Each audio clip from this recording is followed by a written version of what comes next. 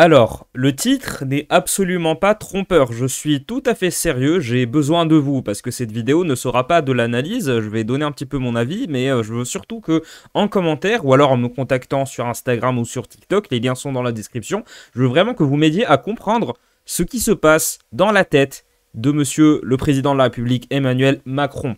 Je vais vous expliquer pourquoi, mais là, disons que c'est quelque chose qui m'échappe totalement. Autant des fois, par rapport aux candidats, j'arrive à comprendre leur motivation. Emmanuel Macron, sa motivation a toujours été cryptique, mais loin d'être insondable. Bah, autant là, vraiment, je n'y arrive pas, je ne sais pas, donc il faut vraiment que vous m'aidiez. Avant qu'on commence, avant d'aller au vif du sujet, certains d'entre vous ne sont peut-être pas au courant, mais j'ai fait une conférence pour le Cercle d'Action Légitimiste à Lille. Une conférence où j'ai parlé, donc c'est quasiment un cours d'histoire, hein. J'ai parlé pendant 1 h et 6 minutes de l'histoire de France, essayer d'expliquer, donc c'est quasiment un cours d'histoire, hein. J'ai essayé d'expliquer pourquoi et comment la monarchie française a réussi à tenir aussi longtemps, donc du baptême de Clovis à... J'ai pas pu aller jusqu'à Louis XVI hein, dans la conférence, je me suis arrêté à peu près aux guerres de religion. Voilà, donc pour ceux qui aiment bien m'entendre parler, pour ceux que ça gêne pas de m'entendre parler pendant super longtemps, visiblement vous êtes beaucoup plus nombreux que ce que je pensais en me replongeant dans les stats de ma chaîne. Donc voilà, le lien est dans la description et de toute manière, la chaîne du Cercle d'Action Légitimiste que je vais vous montrer ici, vous pouvez vous y abonner également si ce genre de vidéo historique vous intéresse, parce qu'il n'y a que ça. Il y a des publications toutes les semaines, autant du format court que du format très long. Pour ceux qui ne savent pas, le format intermédiaire est en train de perdre en popularité sur YouTube. Du coup, sur YouTube aujourd'hui, pour faire du succès, pour avoir du succès, soit tu fais des vidéos d'une minute, soit tu fais des vidéos de 3 heures. Il n'y a plus d'entre deux. Voilà, donc le nom de la chaîne sera en description également, c'est Cercle d'Action Légitimiste. Voilà, vous pourrez aller voir... par vous-même. Pour ceux qui pensent que c'est un aveu de mes idées politiques, encore une fois, je parle très rarement de mes idées politiques. Souvenez-vous que au colloque de l'Action française en 2023, un des invités, c'était Pierre-Yves Rougeron. Voilà, vous faites ce que vous voulez de ces informations. On va aller dans le vif du sujet, donc, prions la providence de notre chère et bien heureuse BFM TV pour ne pas qu'ils cancellent ma vidéo, parce que BFM TV, ils ont vraiment tendance à partir du moment où tu utilises un misérable extrait de ce qu'ils diffusent, à l'antenne, ils décident de supprimer ta vidéo. Hein. Il n'y a pas de tu me donnes les revenus, tu enlèves ce passage. Non, ta vidéo supprimée. Donc bon, prions pour que ça n'arrive pas. Donc notre Seigneur ultime BFM TV. On va regarder cette vidéo. Donc je vous disais que je ne comprends pas ce qui se passe dans la tête de notre cher président de la République. Je ne comprends pas. Plusieurs hypothèses que je vais détailler après le visionnage de cette vidéo. Que je ne peux pas faire parce que la vidéo s'est actualisée toute seule. Bon. Vous êtes à l'Élysée, 21 juin, fête de la musique. Avant d'accueillir ses invités et de lancer les festivités traditionnelles, Emmanuel Macron a parlé politique. Il est revenu sur le contexte du moment et sur cette dissolution. Oui, si vous pensiez, Ronald, que Emmanuel Macron, le chef de campagne, avait disparu des radars médiatiques, eh bien non, c'était sans compter sur cette surprise, cette apparition. Alors c'est traditionnel qu'ils viennent parler, dire quelques mots pour ouvrir cette fête de la musique, annoncer le programme, notamment un certain Gilbert Montagné qui en ce moment... Ce que je ne savais pas du tout, je l'apprends en même temps que j'imagine la majorité d'entre vous. Il est de coutume que le président de la République fasse un discours pour célébrer la fête de la musique. D'ailleurs, bonne fête de la musique à tous en retard de plusieurs heures. Est en train de chanter dans la cour de l'Élysée, mais avant ça, pendant, on va dire, la... Moi, pendant la fête de la musique, eh bien, j'ai fait du bénévolat. Voilà, dites-moi ce que... Donc, j'ai un peu sacrifié ma soirée, hein. J'aurais pu passer la soirée à faire la fête, j'ai préféré faire du bénévolat. Donc, dites-moi, vous, ce que vous avez fait pendant cette fête de la musique. Si t'as passé toute la soirée à picoler avec tes potes, c'est complètement justifié, ne t'inquiète pas. Tu peux aussi le dire en commentaire, personne ne va te juger. Moitié de son discours, Emmanuel Macron, chose... Certains diront surprenante, d'autres non, a pris soin de prendre la parole longuement pour parler du contexte politique et notamment, il est revenu sur son choix de dissoudre l'Assemblée nationale. Il ne faut pas avoir peur le 30 juin. Écoutez le chef de l'État dans la cour de l'Élysée. Alors, certes, il ne faut pas avoir peur, mais restez jusqu'au bout, ça va être très intéressant. L'article que je vais vous montrer après va être très très intéressant. On va pouvoir discuter des motivations de Jupiter. Ce qui s'est passé dimanche dernier a été un coup de tonnerre. Près de 50% de nos compatriotes ont voté pour les extrêmes. Plus de 30% pour le Rassemblement national et 40% pour l'extrême droite. Et donc, j'ai pris une décision qui est une décision de confiance. Je suis désolé, ça me fait rire parce que Macron, c'est le champion. En termes de communication, il est très doué. Il est très très très doué. Enfin, je veux dire, ses équipes de communication. Parce que bon, lui, le cadrage de la caméra et les mots qu'il utilise, c'est pas les choses dont il va se préoccuper. J'imagine qu'en tant que président de la République, il a un emploi du temps très chargé pour rester dans l'euphémisme. Donc non, j'ai rigolé parce que, et je rigole en toute sincérité, ça me fait vraiment rire cette grandiloquence macronienne de confiance. J'ai dissous l'Assemblée nationale parce que j'ai confiance en vous. Je sais pas si vous vous souvenez, l'affiche de propagande, l'affiche de campagne du deuxième tour de 2022, il était comme ça. Je vais changer l'angle de la caméra pour que vous puissiez voir.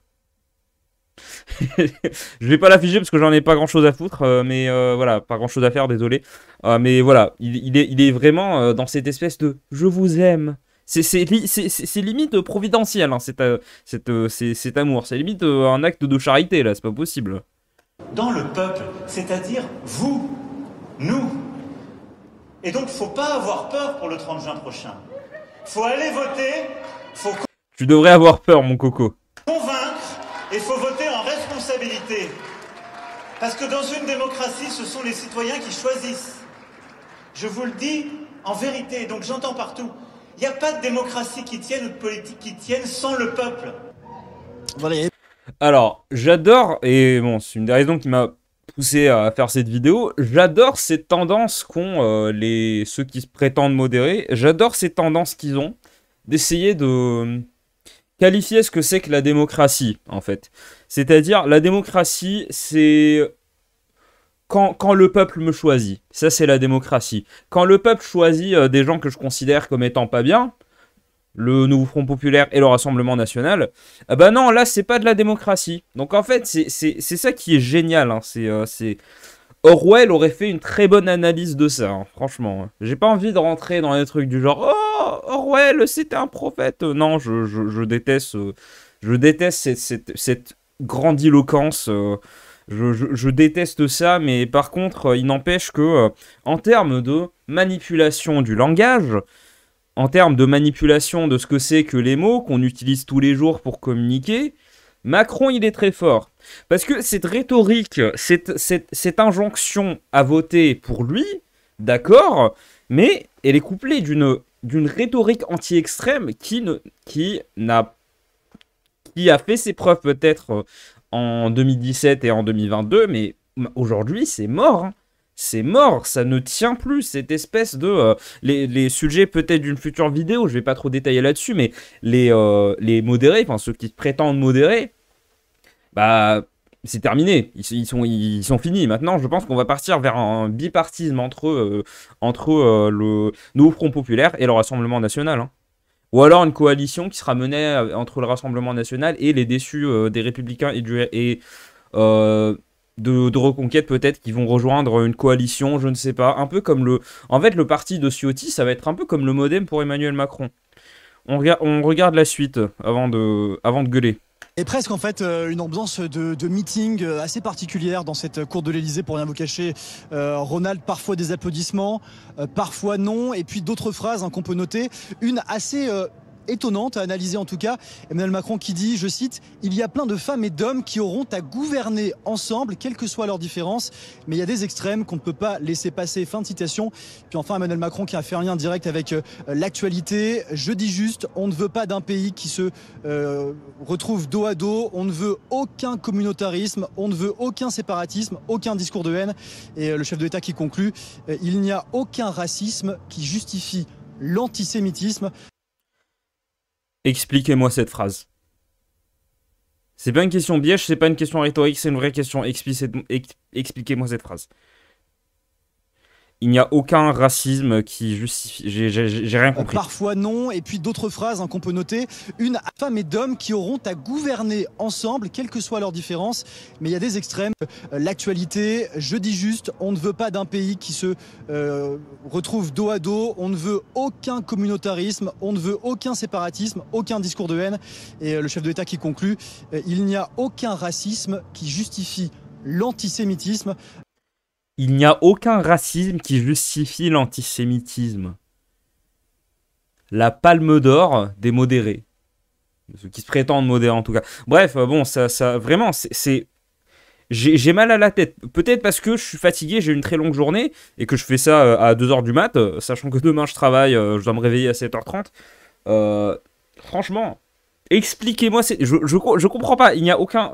Je sais pas, je vais arrêter de trop me casser la tête là-dessus, mais voilà. En gros, Macron est en train de nous dire, attention, il faut faire barrage aux extrêmes, parce que la démocratie, donc en fait, comme je le dis, c'est ça qui est génial, la démocratie, c'est quand je donne la voix au peuple et qui disent oui à ma personne. C'est une espèce de mode de gouvernement de Jupiter. Finalement, Macron n'aura pas changé en quasiment 7 ans de règne, c'est incroyable.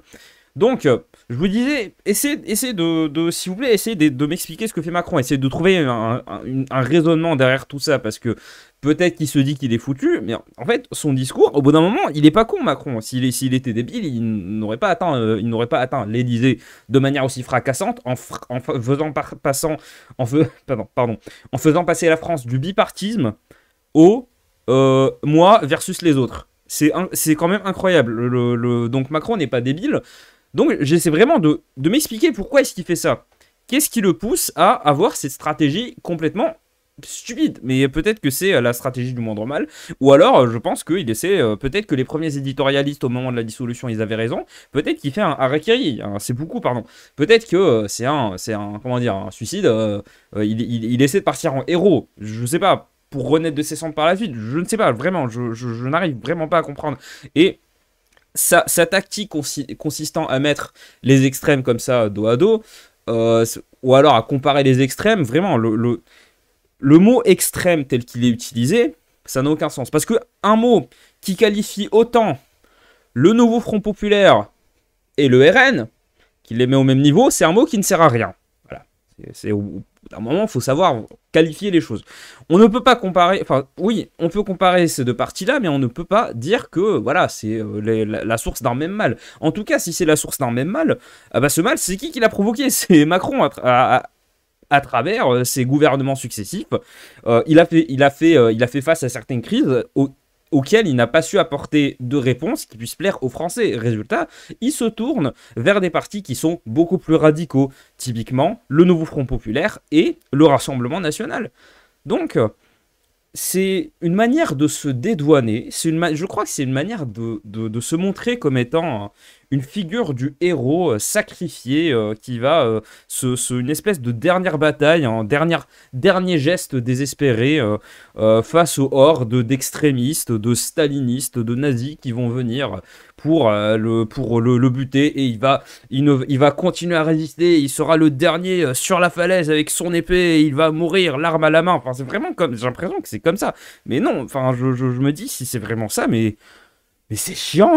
Je sais pas, Macron nous a habitués à des tactiques, il nous a habitués à l'image d'un président qui est beaucoup plus retors que ça. Donc, c'est très intéressant ce qui est en train de se passer, puisque donc cet article, je vous lis les grandes lignes, la cote de popularité d'Emmanuel Macron s'effondre après la dissolution de l'Assemblée nationale selon notre sondage. Donc un sondage de RTL. Avec 74% d'opinions défavorables, le chef de l'État n'a jamais été aussi impopulaire, y compris au moment de la réforme des retraites ou pendant le mouvement des Gilets jaunes. Il faut faire très fort ça, parce que le mouvement des Gilets jaunes, c'est un moment où Macron était moins populaire que Édouard Philippe. Petite parenthèse, Édouard Philippe qui lui a goulûment craché dessus. Voilà. On va peut-être le sujet de la vidéo de demain. Donc du 24 juin. Alors, du 23. 10 jours après avoir annoncé la dissolution de l'Assemblée nationale, la popularité de Macron accuse le coup. Selon notre sondage BVA X-Site, Ok. Seuls 26% des Français déclarent avoir une bonne opinion de lui, moins 6 points en un mois, contre 74% plus 6 qui en ont une mauvaise opinion. Jamais Macron n'avait été aussi impopulaire. Il dépasse ainsi les niveaux obtenus en avril 2023, en pleine contestation de la réforme des retraites, et en novembre 2018, en plein mouvement des Gilets jaunes. Dans le détail, tous les traits d'image d'Emmanuel Macron se détériorent. Si près d'un Français sur deux estime toujours qu'il a des convictions, ses points forts s'érodent aux yeux des Français, tant sur le plan de l'autorité que de la capacité à prendre les décisions qui s'imposent, ou de la compétence. On s'en fout, ça c'est une pige sortie de nulle part. Non, ce qui nous intéresse c'est ça, on va voir ça. Donc les sympathisants de la France Insoumise ne l'aiment pas, ont une très mauvaise opinion de lui bien évidemment, parce que bon, les sympathisants de ces partis de gauche, en fait, ils détestent Emmanuel Macron. Pourquoi? Parce qu'en dissolvant l'Assemblée nationale, ils considèrent qu'il, avec un S, considère que Macron a pavé la route au Rassemblement national pour qu'il puisse accéder à Matignon, donc au poste de Premier ministre. Voilà, donc pour les écolos c'est pareil, pour le PS c'est pareil. Alors pour le PS... c'est quand même marrant de voir que que Macron est relativement plus populaire chez les écolos que chez le PS. Alors bon, il fut un temps, je me rappelle, avant le Covid où les écolos étaient à la droite du PS. Donc peut-être que c'est toujours le cas. Donc les sympathisants des Républicains en ont bien évidemment une opinion très défavorable. Les sympathisants du RN en ont une opinion... Donc les sympathisants du RN font partie des gens qui ont l'opinion la plus défavorable de Macron, puisque, je vous parle d'expérience, mais les gens de droite détestent beaucoup plus les modérés que les gens de gauche. Les gens de gauche peuvent supporter les modérés. Les gens de droite, surtout de droite nationaliste ou de droite identitaire, supportent beaucoup moins les modérés. Voilà. Sympathisant d'aucun parti politique, bon, ce n'est pas très intéressant. De toute façon, tous les Français seront menés à voter au bout d'un moment. Donc voilà, Macron est en train de faire une stratégie, d'opérer une stratégie que je ne comprends absolument pas. À quoi ça sert? Sérieusement, dites-moi, si vous soutenez Emmanuel Macron, très peu de chances que vous regardiez ma chaîne vu comment je le taille quotidiennement.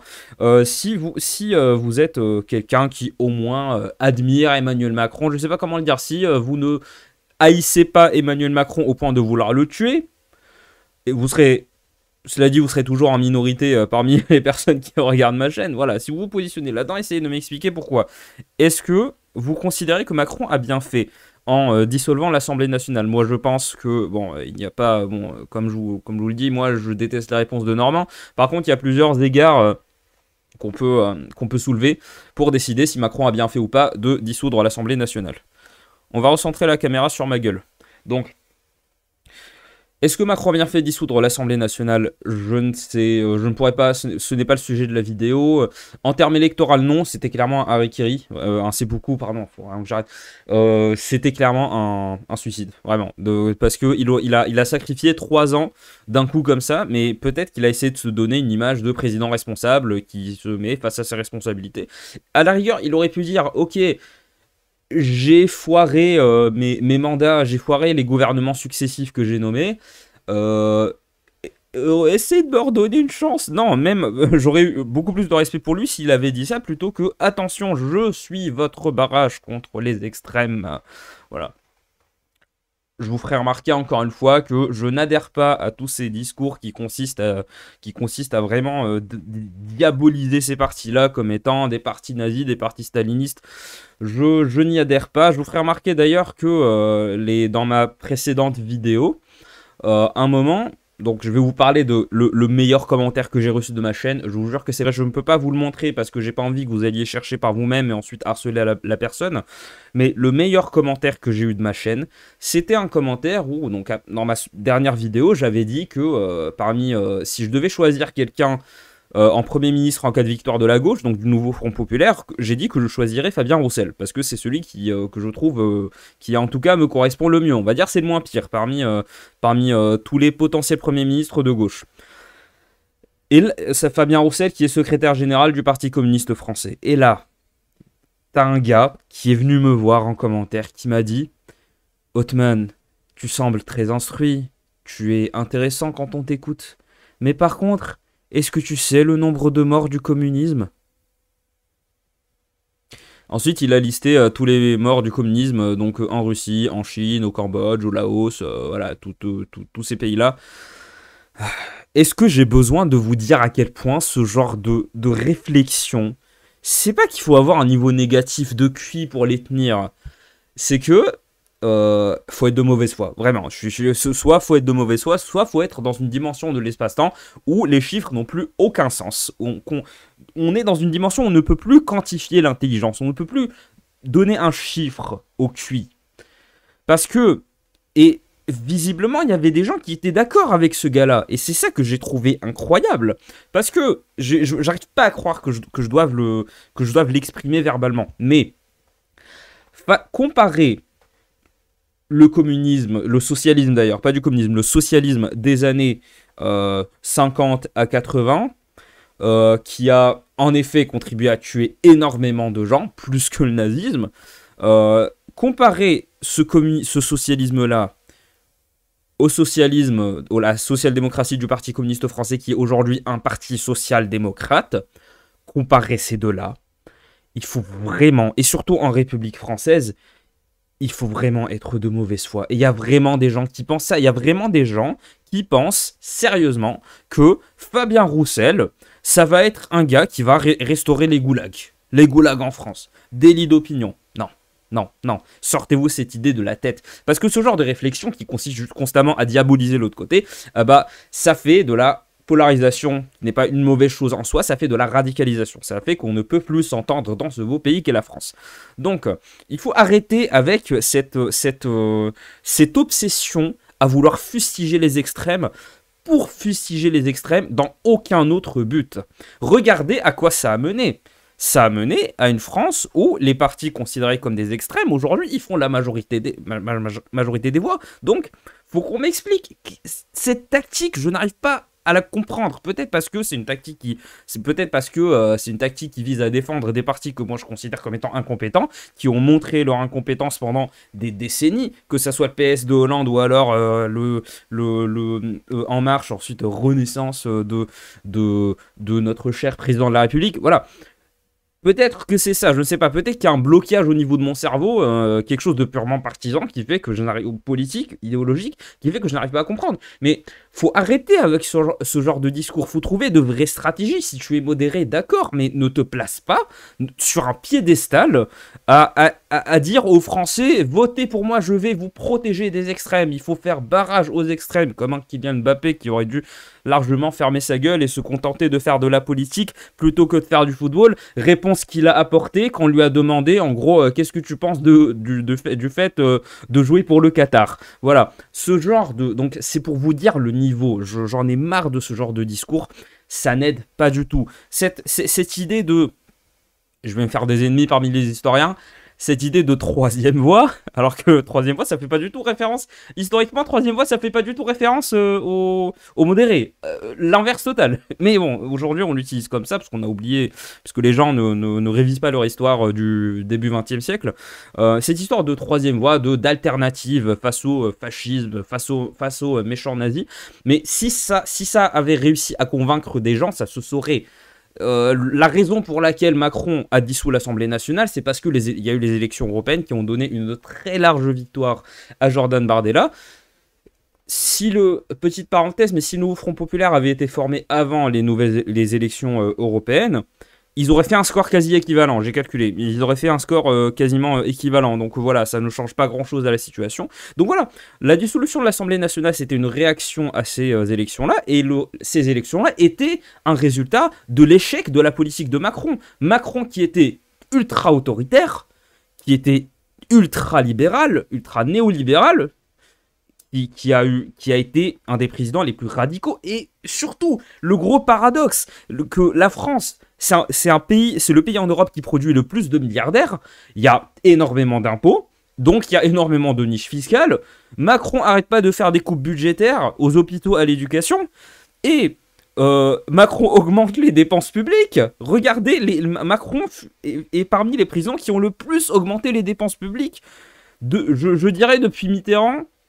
Sans hésiter. Il a énormément augmenté les dépenses publiques, l'administration, tout ça. Il a créé des ministères sans portefeuille, bref. Voilà. Macron est un extrême. Macron, c'est un extrême. Quand tu prends le nombre de députés qui ont été condamnés ou alors qui sont sur lesquels on a enquêté pour des questions de fric. Macron, le parti de la majorité présidentielle est un parti d'extrême. Et c'est ça que je déteste dans ce discours-là. C'est un discours qui consiste à dire attention, moi-même, Jupiter, je vais vous protéger. Je ne vais pas admettre que, enfin Macron qui s'excuse, ça arrive une fois tous les tsunamis. Je ne vais pas m'excuser, je ne vais pas vous demander de m'accorder une troisième chance. Je ne vais pas m'excuser, je ne vais pas prendre mes responsabilités par rapport à la polarisation, à la radicalisation partisane de ce pays. Non, je vais continuer à dire exactement la même chose. Donc je ne comprends pas. Et d'ailleurs, les deux articles que je vous ai montrés, donc la vidéo et l'article, c'est pas les seuls articles que j'ai lus là-dessus.